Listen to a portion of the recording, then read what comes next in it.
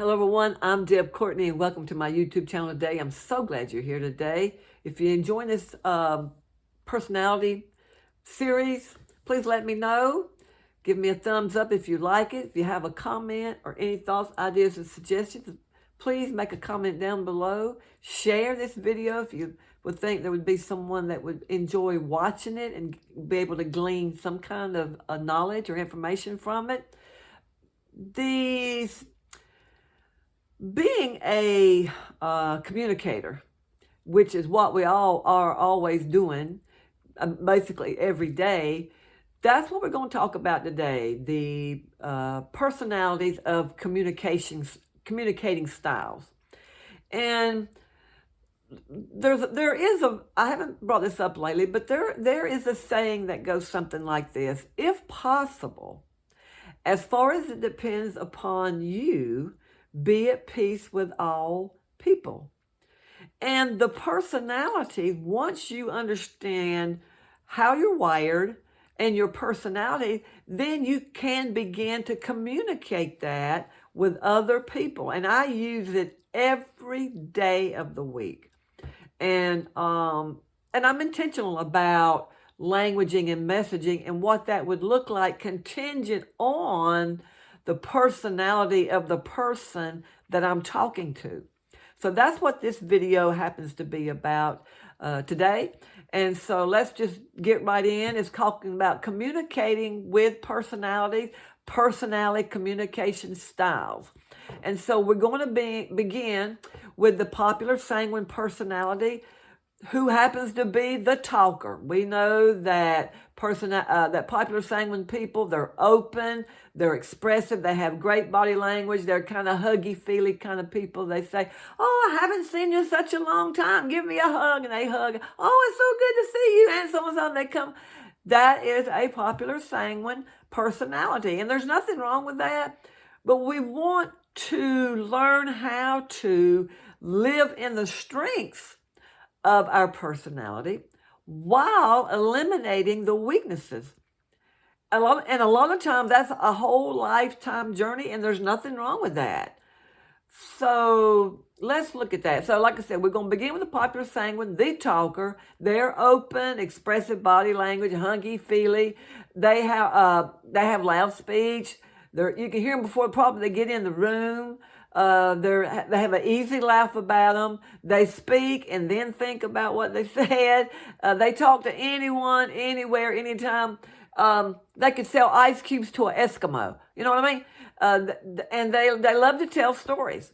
So if we look at communicating from a popular sanguine stance, limit your words in conversation. Okay? Or try to do that. Sometimes you can't get it done, but I mean, this is like living in the strengths of your personality. Practice conveying only what is vital. Listen for and use the other person's name. And if you're interrupted, continue a story only if asked. Tone down the volume. Draw others into your conversation and practice listening and not interrupting. I'm guilty of that. I have some sanguine, a smidgen of sanguine in me, and I'm guilty of that. Wait to speak until asked, and include those not speaking into your conversation. And I could take over a conversation, and I'm acting out in my weaknesses, but I have learned to ask for other people to come in. What do you think? Give me your thoughts, ideas, and suggestions in regards to this.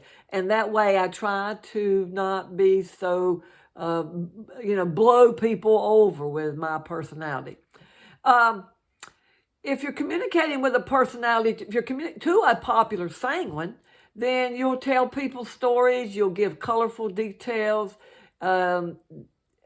communicating from sanguine to sanguine, you give acceptance of that other person, you give those people attention, you give approval for their very being, and you don't tune people out. We need sanguine communicators. they are a joy to be around when they're living in their strengths. Do we tire of sanguine? Yes, we do. I do.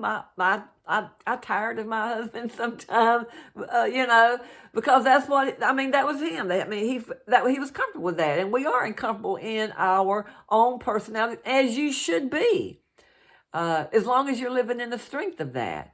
Because soon people will tire of that, and you lose people. Okay, so let's move right on to the powerful choleric personality communication style.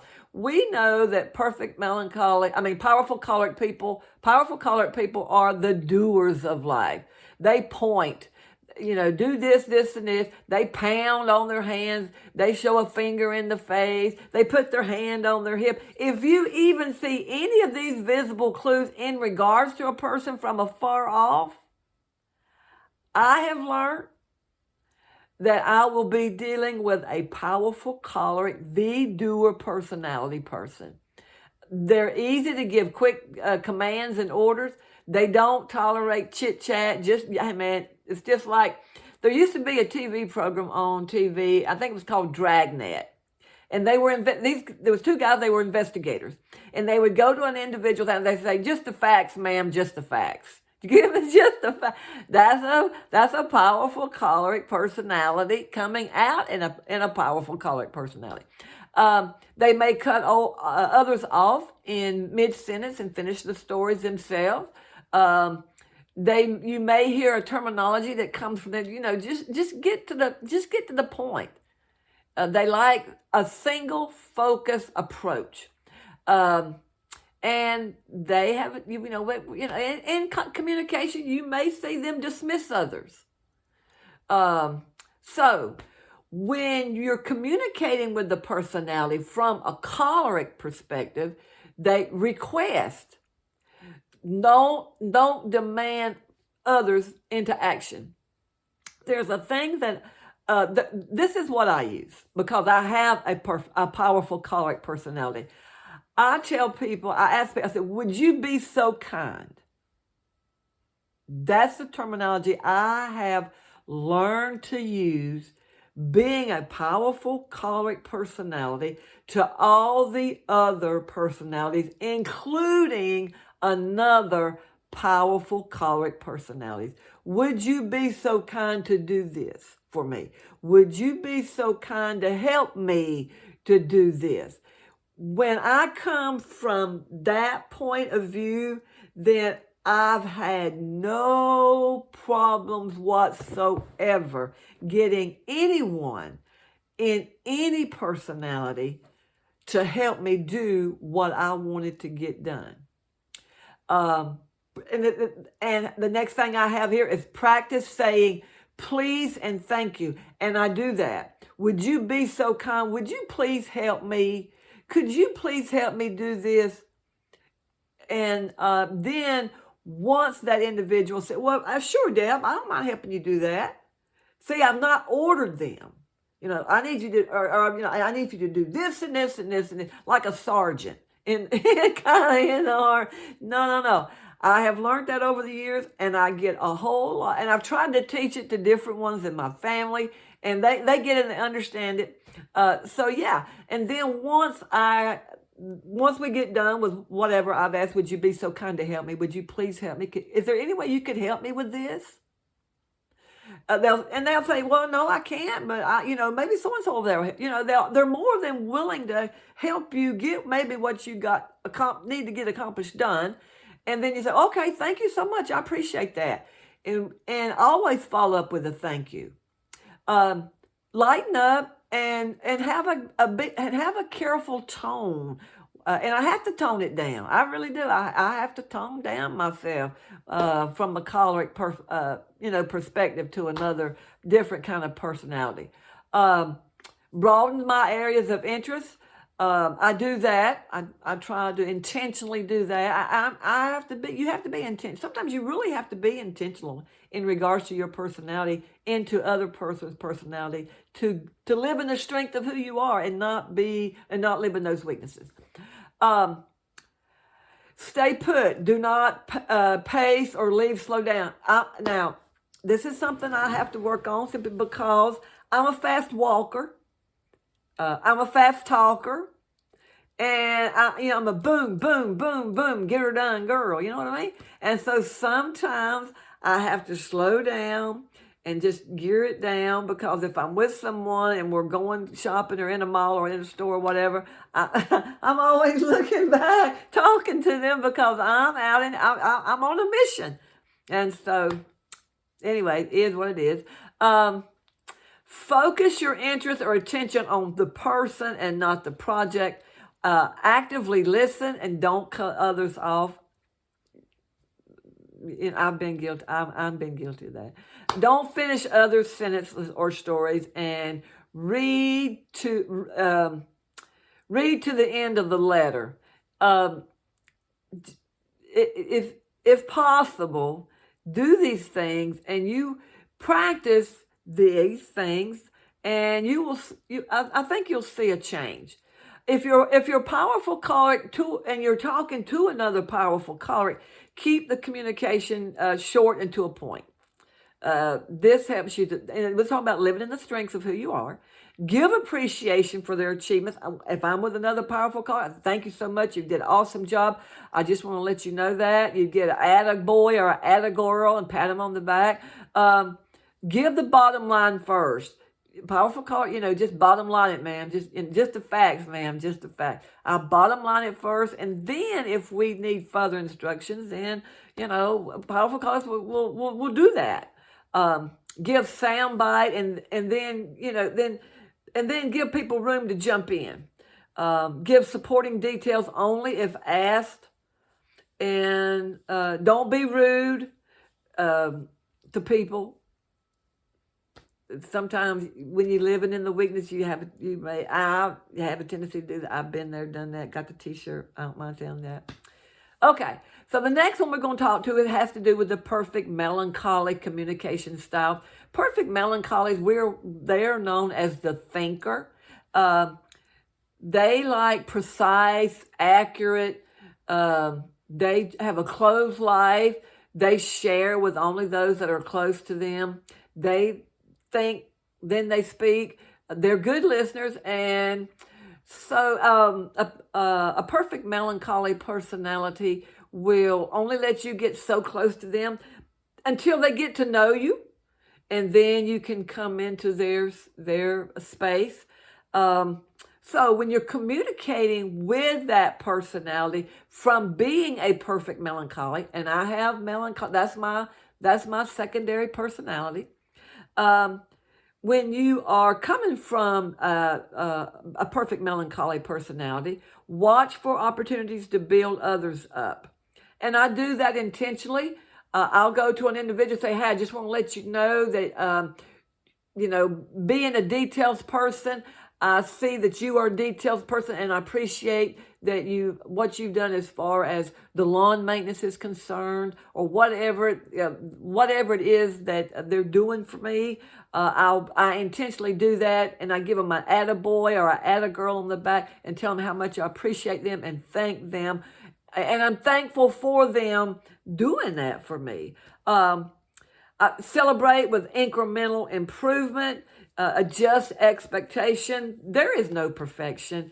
But hey, I think I have mentioned to you in a previous video that perfect melancholy is like one word. Perfect.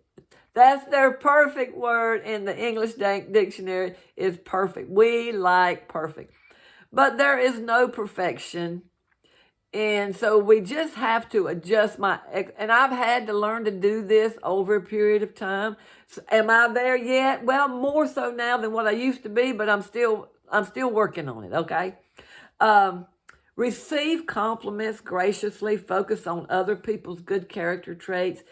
Don't overwhelm others with details. Practice making positive observations, and let people know that this is intentional. Perfect melancholy, living in the strengths of who you are, and it works. It really does. All these work when you live in the strengths of your personality. Give praise instead of criticism. there is a way, if you're seeing something that an individual you're really not liking what they're doing, then, go have the conversation about it. Say, well, you know what? Tell me why you're doing it this way. And then have a discussion about it. And of course, add appropriate humor. Sometimes that gets me out of a jam. So, hey, it is what it is. Okay. If you are communicating with a personality coming from being a perfect melancholy, to a perfect melancholy person, ask them if it's a good time to talk. Because sometimes it may not be. And see, this is living in the strengths of your perfect melancholy personality. Don't interrupt activities or communications. Respect time, space, silence, and schedule. Don't pry if you're dealing with another perfect melancholy personality and you are a perfect melancholy. I have, and I'm better off with this choleric perfect melancholy because those are both of my personality strengths. And so I have intentionally done and focused on doing these things more so than the other two because I just have a smattering of the other two. But I ask people, I'm just curious. A lot of times, if you have time, or I was just curious, when would be a good time? In talking to another perfect melancholy personality. And so when I come from a space and a place of curiosity, therefore there's no judgmental there, and let them see if that would be, well, I was just curious, would 1 o'clock be good for you? I'm coming from 1 o'clock is good for me. Would it be good for you? And sometimes it is, sometimes it isn't. So, so I have learned to do that in my communication with other perfect melancholy personalities and other personalities that I am communicating with. Give factual, orderly details and not chit-chat. They're not so much in chit-chat. It's just the facts, ma'am, just the facts. Laugh and cry with them, and don't try to jolly perfect melancholy people up. When they're in that, wherever they're at, that's where they're at. Prepare and think through what you'll say to a perfect melancholy person. If you're perfect melancholy talking to a perfect melancholy person, then you know how they want to communicate with you. Okay. If you are a peaceful phlegmatic, we know that peaceful phlegmatic people are the watcher. They have relaxed body language. It's like I said in a previous video, why stand when you can sit? Why sit when you can lay down? They have a soft voice. They have a hesitancy to give their opinions. I'll have a person in my life who is a lot like this, and I have to be careful not to blow over on them with my powerful choleric personality. So I lower my voice, I lower my tone. They have dry humor. They have a calming presence, and I like being around these people simply because they help calm me down. So I try to get that. I try to get to where they're at, as far as their personality is concerned, and the strength of their personality, not the weakness, but the strength of the peaceful phlegmatic personality. So if you're coming from a peaceful phlegmatic communicating personality, express opinion, practice making and expressing choices, speak the truth in love, speak through presentation in advance, speak more quickly and write sooner, share ideas. From a peaceful phlegmatic, you want to practice speaking up with your volume and content. A lot of times when I'm talking to a peaceful phlegmatic, I'm saying, huh? What'd you say? Because they're more toned down than myself. And so I really work on not being blustery. And I do succeed, I think, because I'll ask them, I say, you know what? I really need to work on I tell myself I'm trying to work on my communication with a peaceful phlegmatic. Would you be so kind? See, there I go. Would you be so kind to tell me if I was too blustery for you, if I come on too strong? Because I do have a tendency to come on too strong for people. And they'll say, no, Deborah, I like your energy. And I think, okay, well, that's good. I appreciate that. But in moderation and in the way a phlegmatic is. Listen with interest and without judging. And, a lot of times, going back to the next one as far as practicing speaking up, they say, I do have a tendency to go down when I'm talking like this. And so I'm glad you say, can you speak up a little bit? I can't hear you, know what I'm saying? So then they say, well, you know what? I need that in order to help me raise myself up in speaking and communicating to other people in the strength of me being a peaceful phlegmatic. So yeah. And show enthusiasm with body language. You do have, and I do see peaceful phlegmatics that I have communication with and am around at the theater and things of that nature when I'm next to them or close to them, sharing in a responsibility duty that we're both having to do. Their enthusiasm and body language is laid back, is relaxed. And so I'll ask them, well, are you ready to do this? And they're knowing we got to get our energy up. We're gonna get this job done. Okay, so they do that. Okay, if you're communicating to a peaceful phlegmatic personality, coming from a peaceful phlegmatic person yourself, these are some of the things that you want to do in order to live in that strength and be in that strength to that person. And that's to show them respect and look for the positives. I do not tell anybody, whatever personality I am with, man, you're so laid back and relaxed. Do you ever get out? I never make that kind of comment. No. I show them respect because I know how they're wired and their personality, and I've learned over the years how to show them respect and look for the positive in how their personality is and how they act and react given a certain situation that we happen to be in at the time. A peaceful phlegmatic, to a peaceful phlegmatic is you give the less choices they have, sometimes the better it is in order to get something done. I always freely give praises to a peaceful phlegmatic. Hey, and sometimes I say, you know what? You're the best at this. That's the reason I want you to help me. If you'd be so kind, do this. And when I am intentional in using my communication skills with a peaceful phlegmatic, they say, hey, no problem. Glad to help you. And we get her done. Okay? And this is something I have learned to say, I appreciate, and then that attribute that they have. Okay? And I do that. And these are things that I've learned, I have taken that since, like I was in my early 40s. So I have used these over a period of 20 years or more. And so it comes natural to me. Because that's the first thing I want to do. And when I see a person is I want to know their personality and how I need to communicate to that person. And when you do that and when you learn this personality, and then you will know how you can live in each personality that you come in contact with in order to get the desired results that you want from them and they want from you. Life works out a whole lot easier. I am so thankful that I learned about the personalities and how people are wired.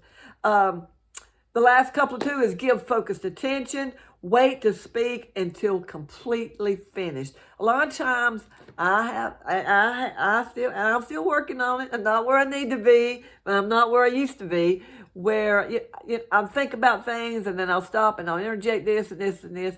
And I have learned that just to chill out, Deborah, and to just calm down, get in a groove, get in a flow with a phlegmatic person, and just have that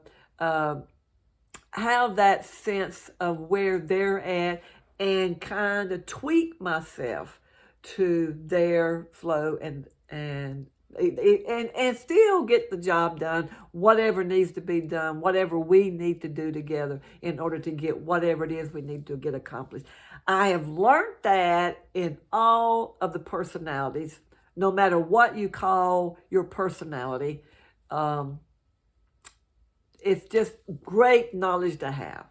So, okay, wow. That's communication with personalities and the styles that you'll want to use in regards to the personality that you are having to be communicating with at any given time, any time of the day.